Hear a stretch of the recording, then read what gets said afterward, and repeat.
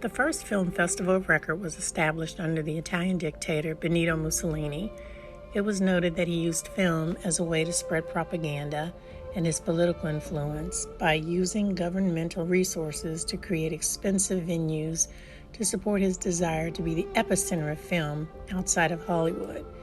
The first film festival in 1931 attracted 24 entries from 7 additional countries. The feature film on that opening was Dr. Jekyll and Mr. Hyde. By 1935, the festival had grown to become an annual event, but regrettably, the alliance between Italy and Germany would serve to undermine the fairness of the film competitions, as film productions from Nazi Germany would win Best Foreign Film honors from 1936 through 1942.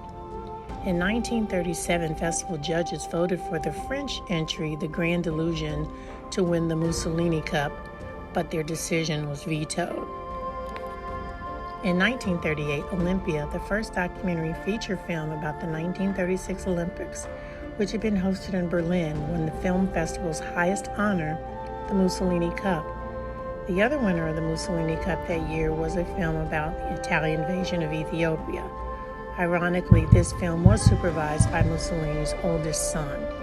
French entrants to the festival resigned, and the British and American festival judges, also outraged, resigned.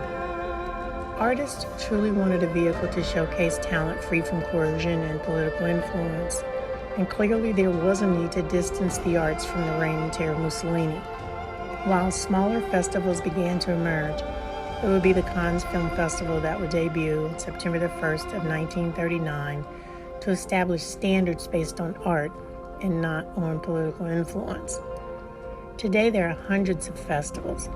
Today we're going to learn about Christian film festivals with a potential audience of 2.2 billion Christians, or 1 out of every 3 people on the planet.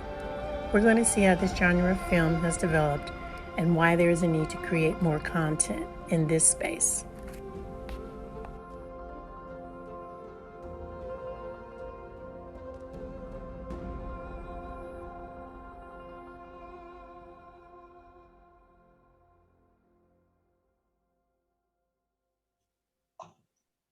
Hey everybody, this is Dr. Michelle, and I am so excited to have a special guest at Tab Talks. Now, many of you know we've been talking about for the last couple of months that we have one of our pieces of work that's going to be in the Great Lakes Christian Film Festival, and we're so excited because I have received a nomination for Best Director and Best Documentary, and I thought there would be no better person than to kind of walk us through the Great Lakes Film Festival than the executive director of the film festival, Sean Patrick Green. Welcome, Sean.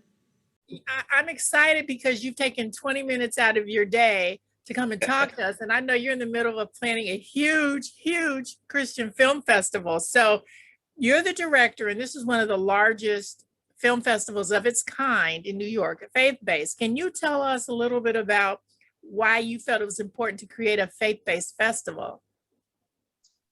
Well, in my area, which I would say is kind of counterculture, just because we have a lot of history. Well, we have history of spiritual things, but I remember hearing somebody explain that since the '60s, there's been a lot of content change in Hollywood, and in our area, we've adapted a lot of people that are interested in the zombie genre movies, horror movies, suspense thriller, and everything just seems to have been getting darker. And I just felt like God was calling me to be a lighthouse in this sea of darkness, basically.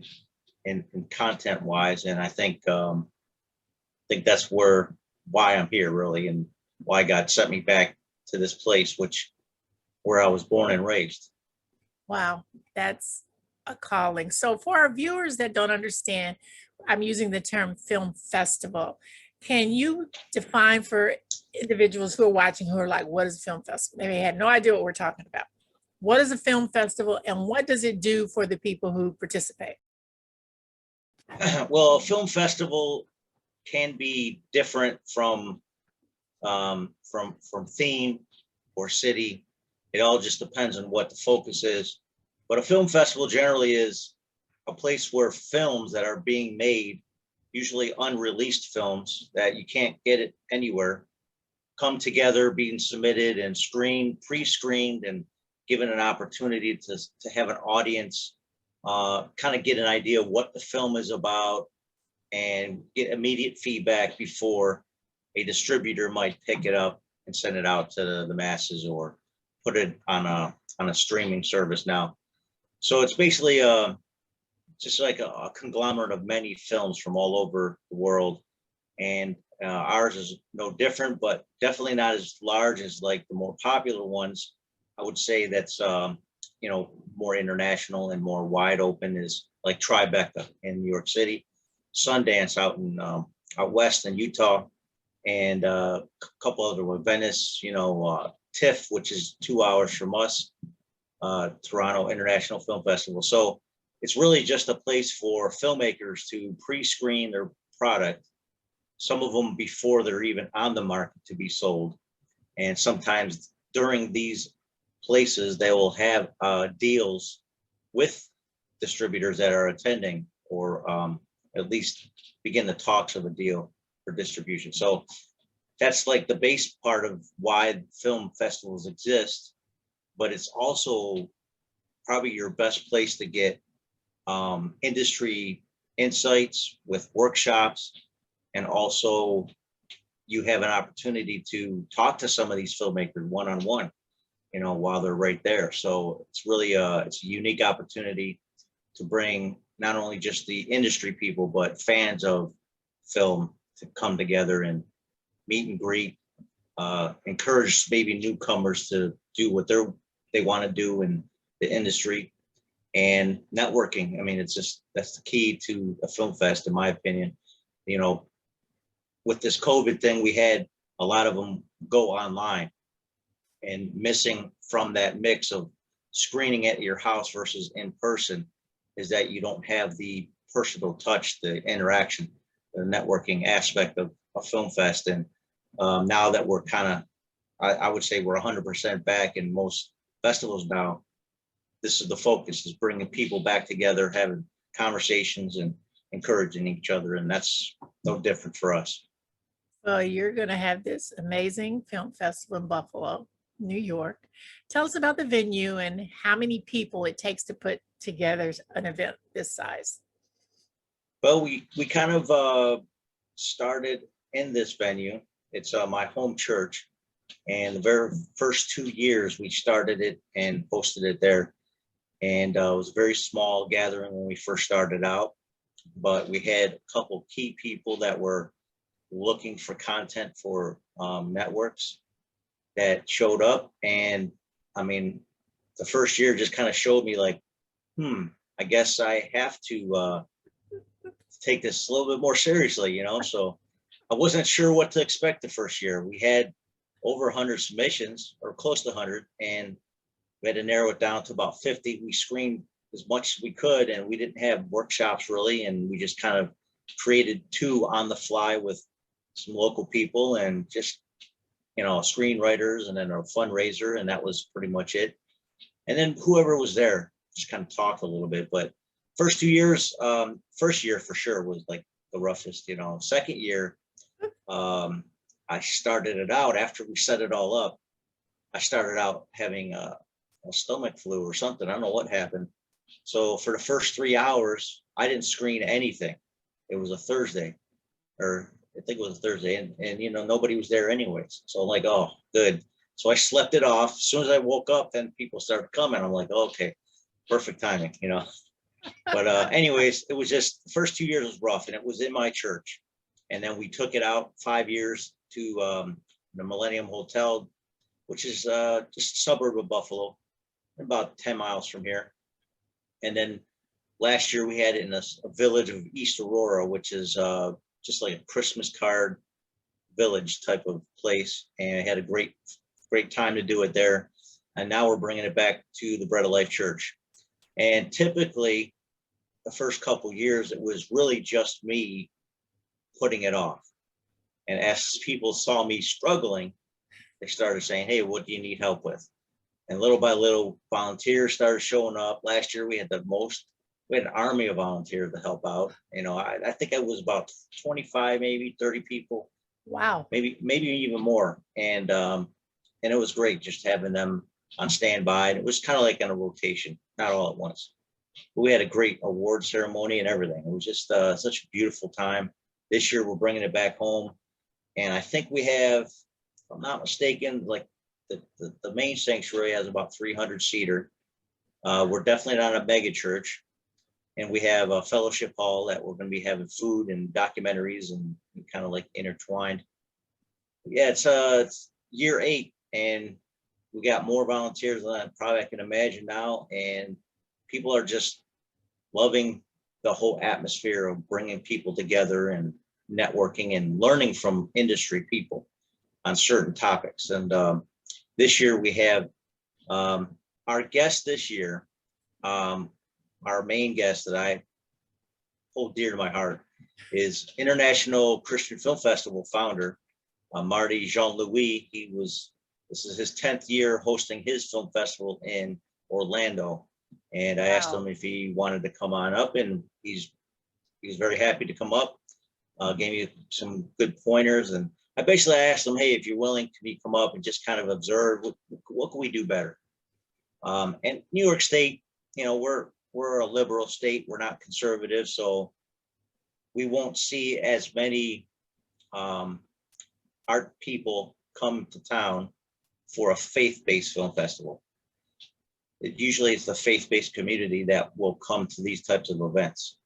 And as a more of a liberal state, we don't have that many people as conservative. So the locals would have to get something more out of it than just a faith theme. So we do have industry type people that have not just faith insight, but across the board, directing, acting, producing, and so on. So we got some great people coming. I'm excited. Wow, I'm excited too. Okay. Anybody who's worked in the faith understands it's not easy. And in the movie industry, you hear that it's very disheartening. So what things are you doing in this industry to make it different, maybe for someone who's not into the blood and the gore and some of that, to say we really are trying to make really good film here? Well, yeah, I do want people and we do have people in our area.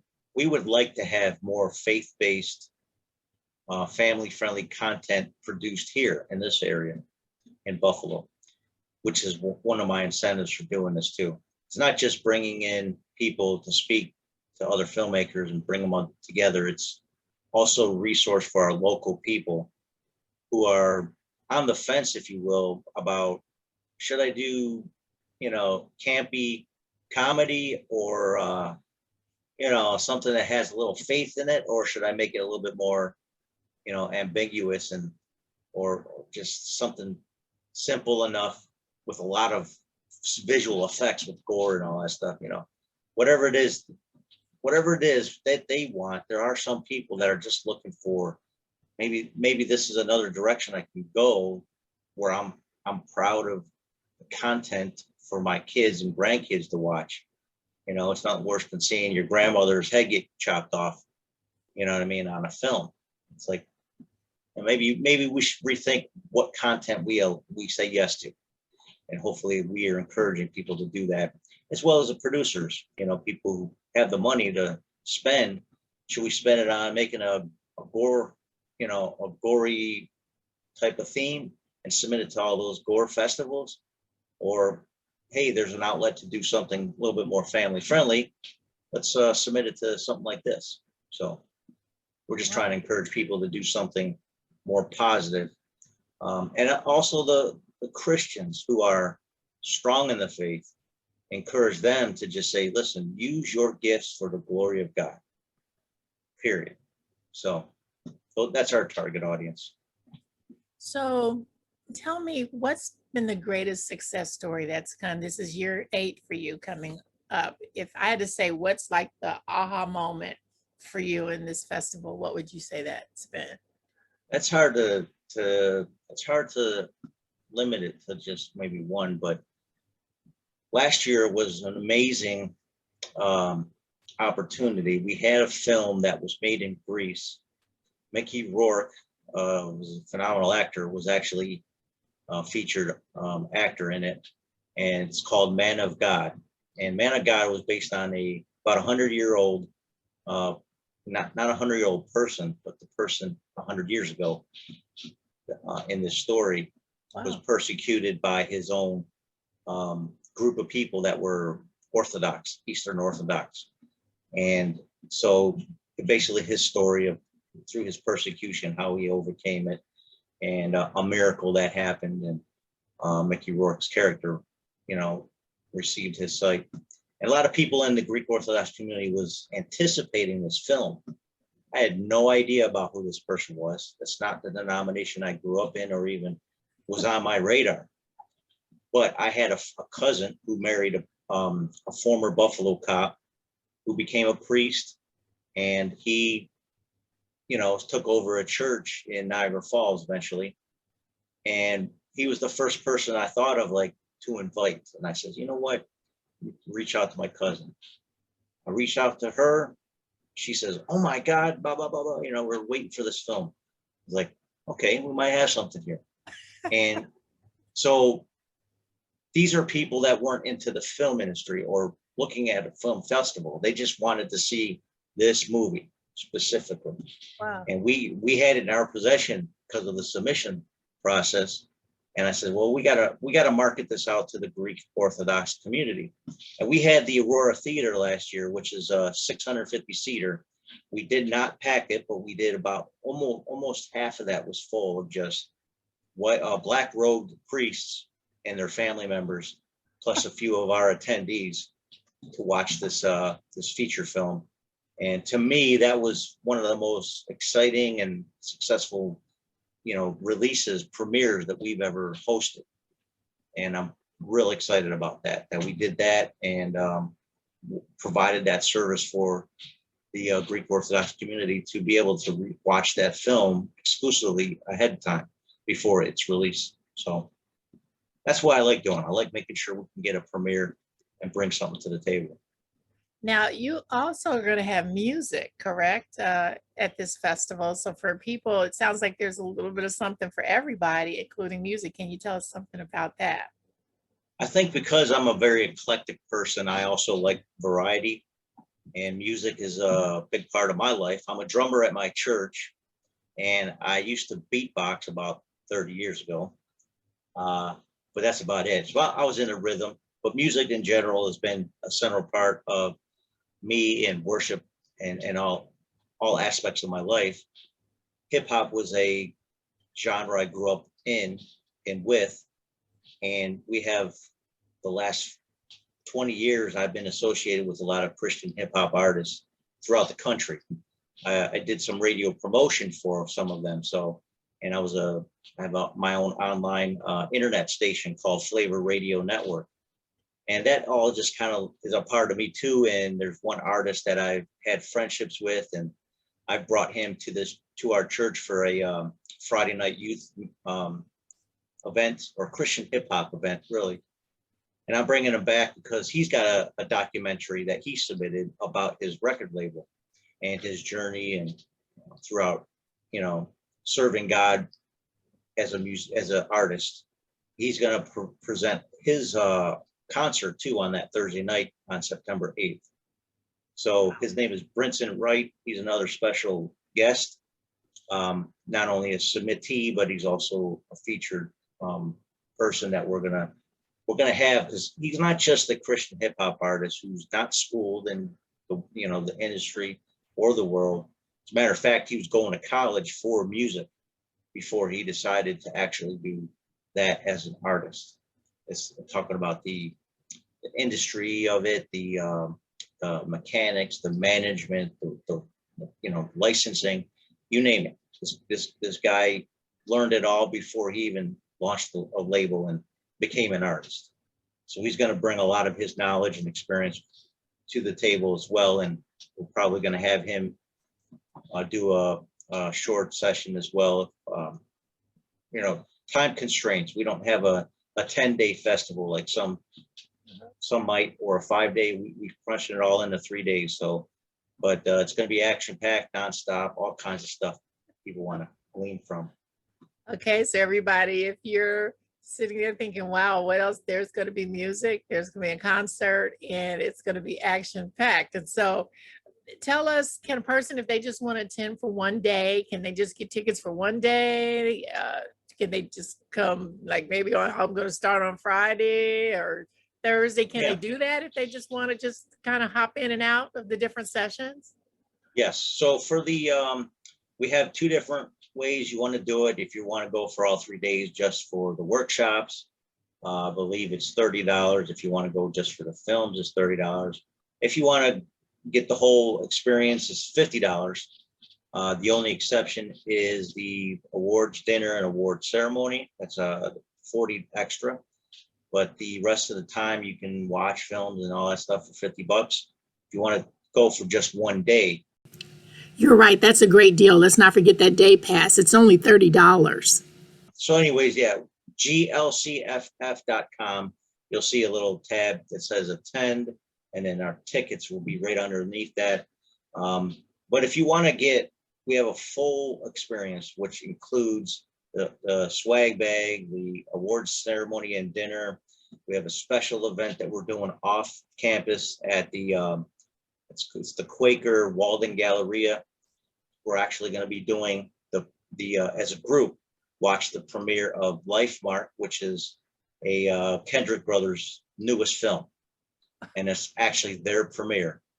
They're not going to be there because they'll be in Atlanta for their premiere, but we are hosting the premiere. The honorary actor award that we're giving Rich Swingle to, he's also going to be kind of like our special guest at that screening. So, and he's worked with the Kendrick Brothers before. So anyways, man, it's just going to be for like $200, I think it is. You get the whole experience of everything. You know, we'll be feeding you. Well, you'll be at all the events, and I'm working on one more film that you know, haven't heard from yet. But if we can get this in last minute, it's going to be a very special presentation. So we're working on it. Well, you know what? I'm excited. And are there other opportunities? I know the filmmakers will be there, the producers will be there. What if somebody just wants to act, or they want to meet a producer? Is this a place they should come and just kind of hang out? Absolutely. I mean, producers go to film festivals to screen their films, but there's a lot of them that will come really just kind of networking and finding people that could be good camera people or sound or actors or whatever other aspect that they might be looking for. They might find people like that there. And we have workshops Friday are going to be producer director focused, because for the most part, the filmmakers will be there on Fridays for sure. And then people who are actors generally are not acting full time. They will come on Saturday. So we'll have workshops for actor focus with also a presentation from Rich Swingle and the award show. So yeah, you can glean a lot more from it as a potential, or a what's the word I'm looking for, a aspiring actor. We might have this casting call that we've been kind of contemplating having again, which is immediate feedback. You bring a monologue, or you read a script that we have, and then you got 2 or 3 people that will give you immediate feedback on how they felt that went. So and we'll also have a little media room for people who have podcasts like yourself. You can sit in on this room and interview people throughout the day, if you need to. So so yeah, I do recommend you coming out with a couple recording devices if you can. Wow, thank you. That's good to know. Yeah, we'll have our little nice pretty step repeat, so everybody can have red carpet look and all that stuff with a picture. So you got everything. Sean, I'm so excited, and I hope our audience is just as excited to check out the Great Lakes Christian Film Festival. And I always give my guests the last word. So what do you want to leave the audience with? Because I'm really pumped about your festival now. I'm pumped too. Before today, though, I finished a an international competition just called the 48-hour film project. And so I had a team of 25 of us this weekend. We made a 7-minute film in 48 hours. So, and this goes on. This is my 7th year participating with them. And this year I was director again, producer, and the people last minute showed up, and it was perfect timing. And I'm telling you, let me just tell you, this is God doing it. So leading that into what I think is the best for anybody who's creative, because you'll get a lot of people who are, you know, well, I'm apostolic, or I'm a bishop, or, you know, people who are in the authority of a church that are pretty tight, you know, schedule, let's do things right, decently in order. But then you got people like me who are the creatives in the bunch, in the congregation, who don't think the same as the concrete thinkers do, and a little bit more abstract sometimes, and comical sometimes just, you know, you got to pray for that person type of thing. But creative people don't get frustrated by people that don't understand you or see what you see, because you see differently. Just like, you know, just take the fivefold ministry. You got apostle, pastor, preacher, apostle, prophet, preacher, teacher, evangelist. None of them think alike, and they all see what the kingdom of God is differently. Even though God clearly explains his expectations, there's all different perspectives on how that looks. So how we approach it personality wise, but also gifting wise, is very different. Very different. And as a creative, we can get frustrated, we can get depressed, sad sometimes, you know. I don't know how to explain it, but, you know, like, woe is me, why can't I do what you're calling me to do, God? Nobody sees what I see. This could be a great play on stage in front of the church, and pastor won't let me do anything. See, I get that, because I've presented a lot of ideas that were shot down.